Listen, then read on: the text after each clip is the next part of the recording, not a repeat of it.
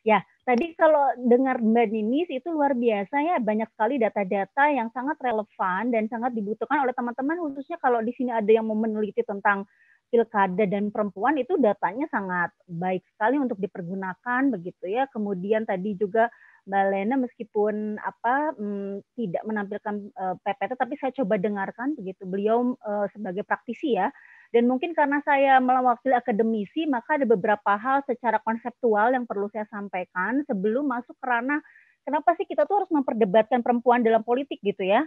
Padahal politik itu sendiri tidak berjenis kelamin kan, gitu ya. Politik itu tidak berjenis kelamin. Siapa yang bisa menegaskan politik itu adalah laki-laki gitu dan bukan perempuan? Itu dulu yang menjadi harus menjadi pemikiran bersama. Kalau sudah disepakati politik itu bukan berjenis kelamin atau tidak dipastikan laki-laki atau perempuan, sebetulnya harusnya tidak jadi masalah begitu. Perempuan muncul di politik ya itu sebetulnya adalah sebuah keniscayaan gitu. Jadi ya wajar-wajar saja, tapi kemudian ada beberapa hal yang itu kemudian tidak menjadi seperti apa yang kami perempuan bayangkan begitu ya. Ya, kawan-kawan sekalian, mungkin saya hanya mengulas saja, mungkin banyak sekali teman-teman yang berasal dari visi begitu, tapi menurut saya tidak ada salahnya kita coba lihat definisi dari partisipasi politik itu sendiri ya, karena menurut saya penting sebelum masuk ke ranah kenapa perempuan harus berpartisipasi, kita harus memahami dulu gitu. Sebetulnya apa partisipasi politik yang dimaksud. Dan itu referensinya sangat banyak. Bisa lihat ke slide kedua, admin.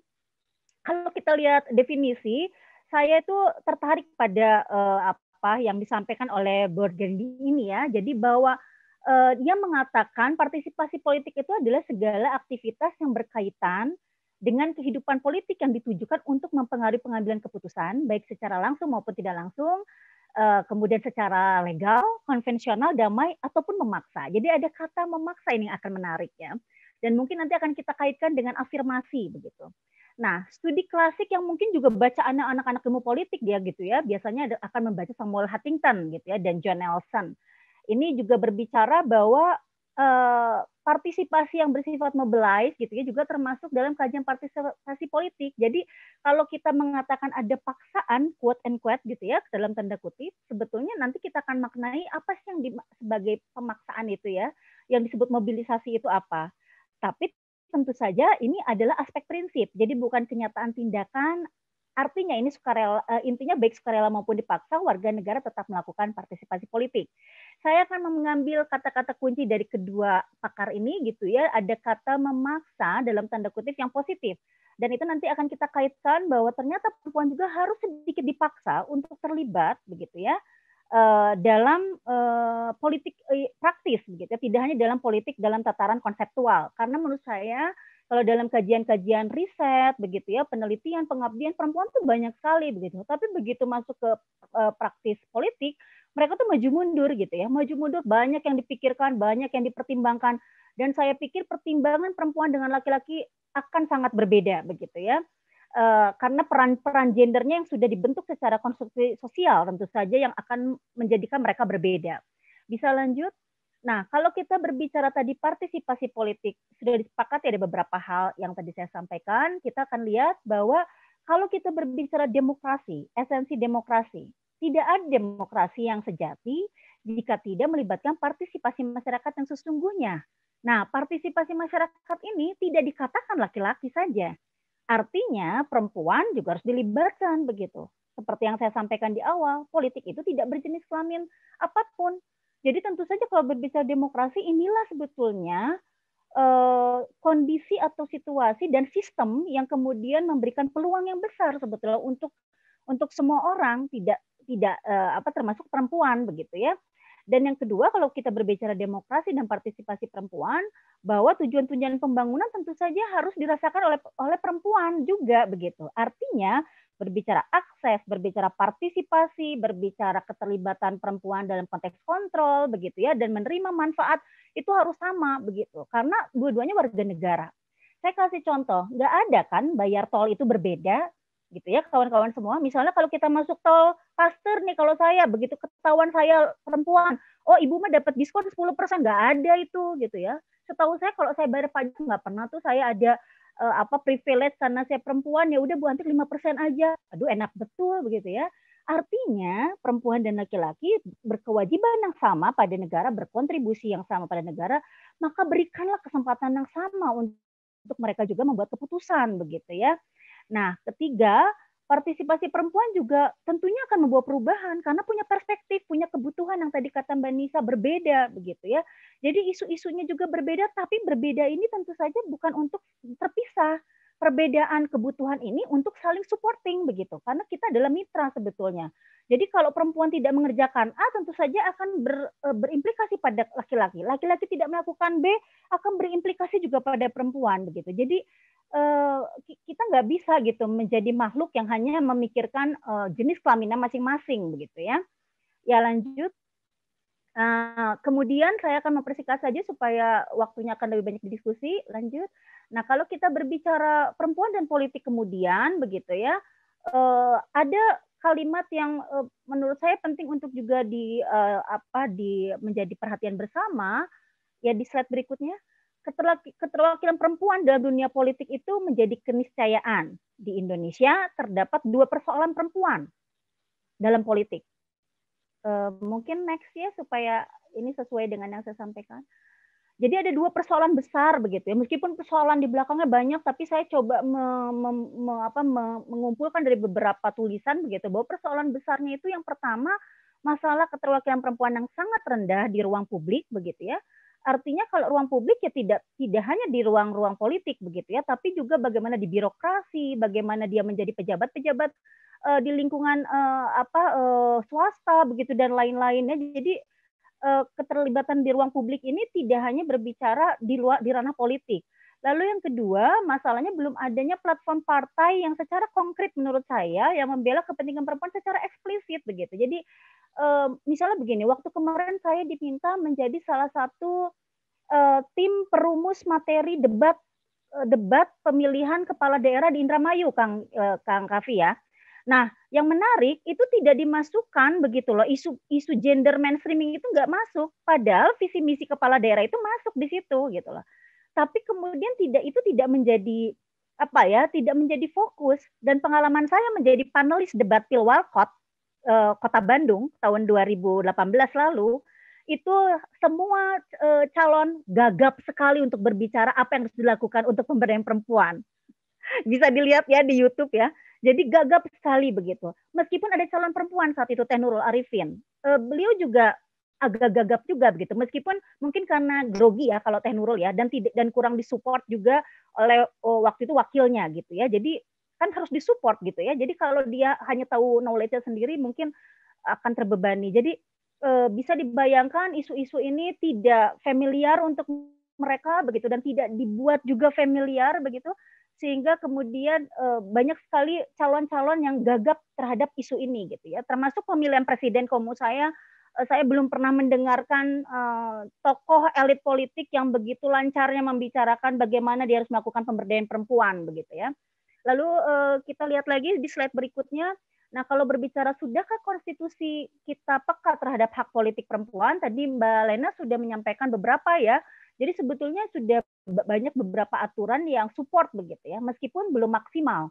Tapi minimal ya inilah sebuah bentuk pemaksaan ya, kalau menurut saya ada Impres nomor 9, ada Permen PPA nomor 15 tahun 2015, ada afirmasi ya, meskipun masih setengah jalan menurut saya ini adalah upaya untuk membuat lebih peka ya, publik itu lebih peka terhadap hak politik perempuan. Ya lanjut. Tadi juga sudah disampaikan ide afirmasi begitu, dan ini juga masih debatable. Sebagian besar mengatakan untuk apa afirmasi? Buat saya pribadi afirmasi penting selama ada sebuah proses penyadaran yang belum selesai begitu. Ada proses bagaimana mengingatkan, membuat orang mengetahui dan akhirnya memahami bahwa perempuan itu wajar loh masuk politik begitu. Dan afirmasi tindakan kekhususan ini menjadi sangat penting menurut saya, dan inilah bagian dari pemaksaan yang tadi di awal sudah diulas begitu ya. Jadi kalau nggak dipaksa begini tuh akan makin lambat gitu loh proses bagaimana perempuan terlibat dalam politik. Jadi ini paksaan yang positif ya kalau menurut saya begitu. Meskipun banyak kendala, tapi kendala-kendala ini tentunya kajian lain lagi. Versi saya di sini adalah bagaimana saya mensupport gitu ya, mendukung bahwa ada tindakan khusus yang sangat dibutuhkan bagi perempuan di Indonesia gitu. Nah, selanjutnya juga isu-isu yang biasanya akan berkaitan dengan berbagai konteks perempuan dalam politik adalah masalah ceiling effect ini begitu ya. Jadi kuota 30% ini katanya belum sepenuhnya dikatakan berhasil, tapi mampu mengurangi the glass ceiling effect. Semua teman-teman yang belajar politik tentu sangat paham apa sih yang dikatakan the glass ceiling effect ini gitu ya. Jadi langit-langit kaca itu kan tipis gitu ya, kayak nggak ada hambatan, tapi ada ternyata begitu. Jadi tampaknya baik-baik saja, nggak apa-apa perempuan masuk politik, tapi ternyata begitu dia mencoba, banyak sekali stereotip yang muncul. Saya itu paling gerah kalau udah melihat pemberitaan, calon wali kota cantik, pasti pakai embel-embel cantik lah, seksi lah gitu ya. Untuk apa gitu? Kenapa yang perempuan, yang laki-laki nggak pernah disebut calon wali kota yang ganteng? Itu berat sebelah itu, pemberitaan media pun melakukan misoginis dan stereotip yang menurut saya merugikan sekali perempuan. Kenapa perempuan harus berwujud fisik yang baik untuk menjadi kepala daerah? Sedangkan laki-laki tidak pernah diperdebatkan masalah itu begitu ya. Ini juga nanti akan bisa menjadi pembahasan teman-teman dalam diskusi gitu ya. Lanjut. Kemudian permasalahan dalam representasi politik perempuan di Indonesia.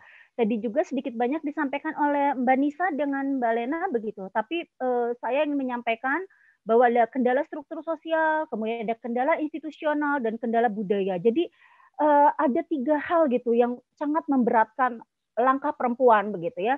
Kalau struktur sosial itu ini mungkin di slide saya nggak lengkap ya menulisnya. Tapi intinya kita akan berbicara berhadapan dengan kondisi struktur sosial di mana seolah-olah perempuan itu adalah kelas kedua gitu. Ya udah kamu mah bagian meskipun sekolah tinggi-tinggi udah kembali ke dapur. Meskipun sekolah tinggi-tinggi sudah kamu kembali ke rumah. Gitu. Rumah adalah surga. Gitu. Jadi seolah-olah surga hanya ada di rumah ya Kang Kavia, ini tolong diluruskan oleh teman-teman yang laki ya. Kalau surga hanya di rumah, laki-laki nggak dapat surga dong kalau begitu jarang di rumah ya. Nah, itu saya protes tuh gitu ya. Oke, jadi kalau berbicara kendala struktur sosial ini akan dihadapkan dengan berbagai kelas-kelas sosial tertentu begitu ya yang mempengaruhi pilihannya. Jadi kalau dia tidak kaya itu semakin berat langkahnya, dia bukan istri dari petahana yang sebelumnya itu berat juga begitu ya. Dan lain-lain yang tadi bicaranya kalau menurut Bu Lena itu ada politik dinasti. Tapi menurut saya tidak mungkin nanti pembahasan tentang politik dinasti itu lain lagi ya. Tapi menurut saya perempuan mau masuk ke politik dengan latar belakang apapun itu jadi masalah gitu loh. Kalau buat sebagian besar masyarakat Indonesia. Jadi mau dia bagian dari oligarki, dia bukan, tetap aja masalah begitu ya. Jadi persoalannya tidak hanya semata-mata struktur sosial, tapi ada kendala institusional ternyata begitu ya. Nah ini sistem politik yang seperti apa nanti Mbak Nisa yang akan banyak mengulas tentu saja ya. Tadi juga sudah diungkapkan gitu, bagaimana sistem politik ini apakah memberikan peluang yang besar? Ya sudah cukup baik begitu kalau menurut saya, tapi tetap harus ditingkatkan begitu ya untuk memberi peluang. Lalu kendala budaya, ini tadi yang juga disampaikan, ada ketimpangan gender dari mulai marginalisasi, stereotip, beban ganda, dan lain-lain begitu ya. Terutama begini, ini yang menarik waktu teman saya ada salah satu anggota dewan itu mengatakan, Antik gue tuh kalau misalnya mau rapat kalau malam itu pasti jadi masalah. Pertanyaannya, saya bilang, kalau rapat harus sampai malam ya? Ya, kata dia. Oke, kalau sampai malam, laki-laki izin sama istrinya enggak? Oh, Kang Kavi ketawa. Tinggal WhatsApp biasanya ya, saya nggak bisa pulang telat gitu aja selesai. Laki-laki mah Kang Kavi ya. Kalau perempuan mah begitu bilang, saya telat selesai. Aduh, istri kurang ajar, istri nggak tahu diri, istri. Wah, panjang persoalannya. Padahal yang dilakukan sama, sedang memikirkan bangsa ini begitu. Dan dua-duanya punya tanggung jawab di ruang domestik juga. Jangan salah, laki-laki juga punya tanggung jawab yang penuh di rumah. Dia harus melakukan banyak hal juga di rumah, gitu ya. Jadi kalau dikatakan perempuan menjadi akhirnya berat itu karena konstruksi sosial menurut saya, karena tidak adanya kesepakatan di masyarakat juga gitu ya bahwa pekerjaan-pekerjaan politik ini sebenarnya pekerjaan yang bisa dilakukan oleh perempuan begitu dengan dia melakukan pekerjaan lainnya seperti halnya laki-laki begitu. Lalu kemudian next saya mulai masuk ke pilkada begitu. Tadi pilkada itu sudah dijelaskan gitu ya oleh Mbak Nisa juga gitu ya, yang ini perannya sangat penting begitu.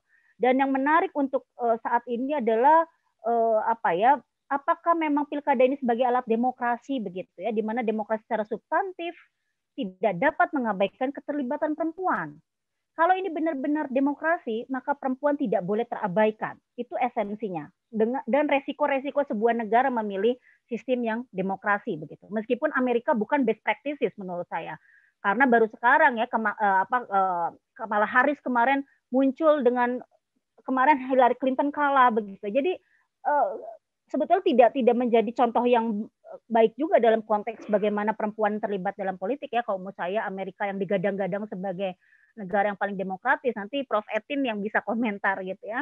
Nah, kemudian perempuan dalam pilkada begitu. Saya ingin menegaskan lagi, ini mungkin yang penting dalam paparan saya yang halaman 10 ini, ya next, terdapat sedikit perbedaan untuk kawan-kawan yang ingin mencoba menganalisis begitu. Ada sedikit perbedaan tentang bagaimana melakukan analisa dalam kajian perempuan di legislatif dan eksekutif, khususnya untuk jabatan kepala daerah. Karena dilihat dari sudut pandang fungsi kebutuhan perempuan di kedua lembaga ini, dapat diketahui bahwa dalam lembaga legislatif, perempuan hadir sebagai representasi simbolis dari identitas yang melekat pada dirinya dan kepentingan perempuan pada umumnya yang tidak hadir dalam lembaga tersebut, gitu ya. Nah, jadi ada yang membedakan, apalagi kalau kajian-kajian tentang perempuan di parlemen itu sangat banyak begitu ya, karena ada 30%-nya begitu ya. Kemudian ada angka-angkanya dan proses menuju dia jadi caleg begitu ya, itu kan memang sudah banyak diteliti, tapi perempuan menjadi kepala daerah ini prosesnya itu masih jarang kalau menurut saya untuk diteliti begitu ya. Dan menurut saya ini sangat menarik kalau kawan-kawan di sini setelah mengikuti webinar ini kemudian punya rencana untuk menulis atau membuat kajian khusus bagaimana proses perempuan tantangannya untuk menjadi kepala daerah. Bisa di-searching oleh kawan-kawan, di Indonesia itu masih jarang penelitian tentang ini. Nah, kemudian upaya pelibatan perempuan dalam politik khususnya di parlemen telah memiliki kebijakan afirmasi begitu. Tapi kemudian kalau di eksekutif itu ya belum sampai ke sana, belum ada ketetapan 30% begitu ya. Nah, jadi ini beberapa hal yang agak berbeda begitu pada saat kita melihat perempuan di level legislatif dan eksekutif. Meskipun sama ya, tantangan beratnya itu yang tadi, struktural, sosial begitu dan institusional begitu, itu sama sebetulnya 3 itu. Ya, lanjut 2 slide terakhir. Tadi juga sudah diungkap, kalau menurut saya ini tidak perlu dibahas lagi. Tadi Mbak Nisa sudah menyampaikan data ada 153 ini ya, nanti dibenarkan lagi datanya kalau salah begitu. Ini saya mengutip dari beberapa media begitu. Jadi presentasinya sangat kecil begitu. Kalau menurut saya hanya 8,49, naik lagi gitu ya. Ya mungkin hanya sekitar kalau yang sekarang itu di level 10,6% begitu ya. Itu masih sangat kecil dibanding jumlah yang mendaftar begitu. Ya, lanjut. Nah, ini juga penting, halaman yang terakhir adalah juga poin saya bahwa figur perempuan yang tampil sangat sedikit, ini ada beberapa alasan yang sudah disampaikan oleh 2 narasumber sebelumnya, yaitu keterbatasan modal, keterbatasan akses informasi, hingga lemahnya support dari partai politik pengusung, karena kalau sekarang ini alasan situasi pandemi begitu ya. Jadi perempuan itu padahal isu yang paling berat dalam pandemi COVID-19 ini. Pertama, pada saat dia harus berada di rumah, menjadi guru, menjadi punya tanggung jawab yang lebih besar dari sekedar seorang ibu di rumah, kalau yang menikah.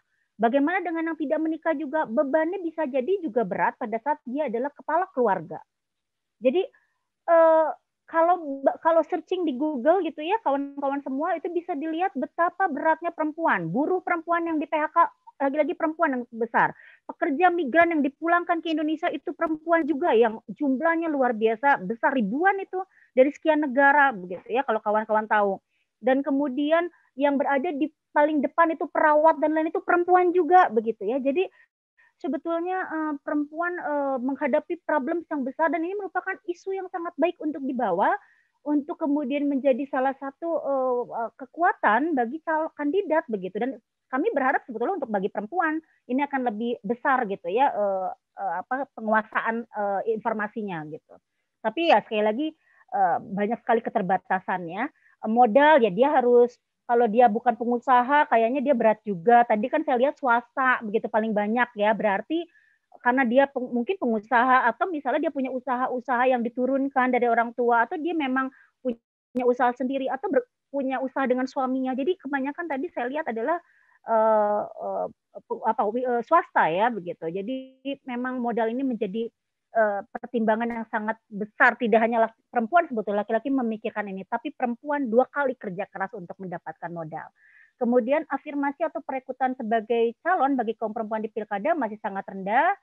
Kemudian ini juga sudah diulas bahwa berbicara afirmasi gitu ya, dan porsi pemberitaan ini juga menjadi fokus saya dan kawan-kawan gitu, perempuan yang lain. Porsi pemberitaan belum sebesar kandidat laki-laki. Pelabelan masih nempel seperti yang saya sampaikan, calon bupati yang cantik dan lain-lain gitu ya.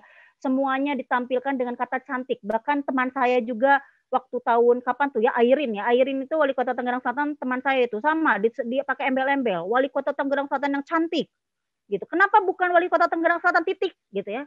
Kenapa harus pakai cantik gitu ya? Meskipun memang dia cantik, itu cantik versi siapa begitu kan? Kayaknya tidak adil juga untuk kami yang perempuan juga. Ya 14 slide yang terakhir. Penutup, slide penutup ke-13 ya. Nah, jadi menurut saya simpulan sementara dari apa yang saya sampaikan ini, politik di negeri ini menurut saya belum ramah terhadap perempuan begitu ya. Dan perempuan dalam perhelatan pemilu pada akhirnya seringkali hanya dijadikan pelengkap, pendulang suara, dimobilisasi untuk memenangkan salah satu calon atau elit politik. Bahkan perempuan sendiri enggan memilih perempuan juga hanya karena secara patriarki dia digusur, digiring untuk memilih laki-laki dibanding perempuan. Jadi ada keterlibatan patriarki juga ini ya. Kemudian menurut saya perlu sekali dikembangkan strategi dan advokasi oleh berbagai pihak tadi kalau Mbak Nisa bilang organisasi perempuan, gerakan perempuan dan lain-lain gitu ya. Dan ini akan mempengaruhi cultural change begitu, perubahan budaya. Bagaimana budaya politik ini nanti akan berpihak pada perempuan dan tentu saja kebijakan afirmasi sangat mendesak sehingga nanti tidak hanya pileg tapi pilkada juga punya angka afirmasi khusus yang ditetapkan.